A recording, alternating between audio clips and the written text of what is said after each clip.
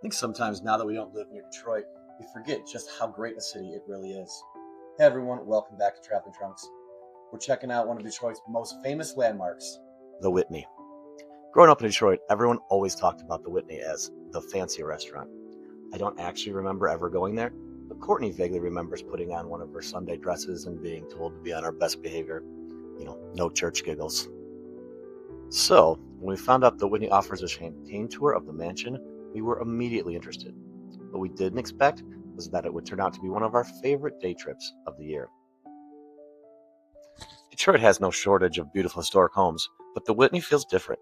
Sitting along Woodward Avenue, it's kind of in a world all of its own.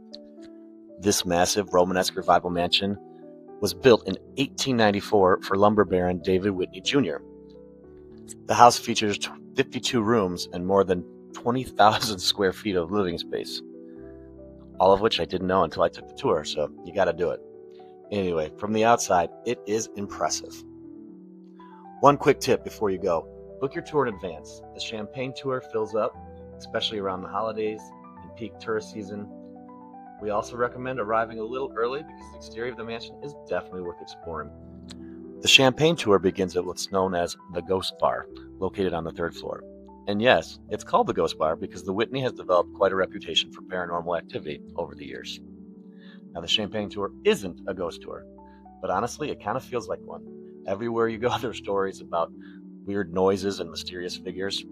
P.S. They do offer an actual ghost tour, which is definitely something I'm going to check out. Maybe we'll even come back and do a Traveling Trunks Ghost Edition. Our guide was fantastic. And to make sure nobody got parched while wandering through the 19th century mansion, she started everyone off with a very, very generous pour of champagne. As we moved from room to room, we learned about the Whitney family, the incredible craftsmanship throughout the home, and the building's many lives over the years. The mansion was built as a private residence for one of Detroit's wealthiest families, before eventually becoming the restaurant and event space we know today. One thing I would recommend is asking questions. Our guide knew all kinds of stories and details and went beyond the standard tour.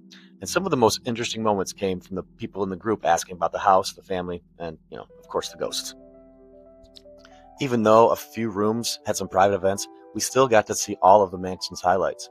There are hand-carved wood details everywhere you look, original fireplaces, and a really, really crazy expensive Tiffany stained glass window. And you can check out all Thomas Edison's electrical systems, which are still weirdly working. Another practical tip: don't wear heels. It does look elegant, but when you're climbing multiple staircases and spending an hour on your feet, it's going to hurt. Like I said, the tour lasted about an hour, which felt like the perfect amount of time. Best of all, once the guided portion ended, guests were free to wander around and explore more on their own.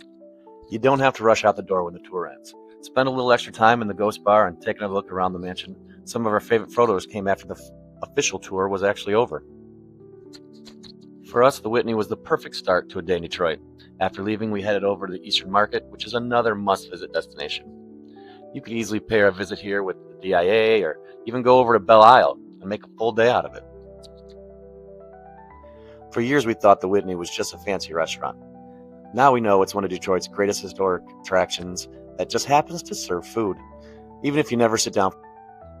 Hey, thanks for watching. Hope you enjoyed this episode of the Traveling Trunks.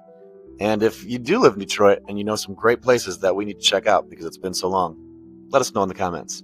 Thanks.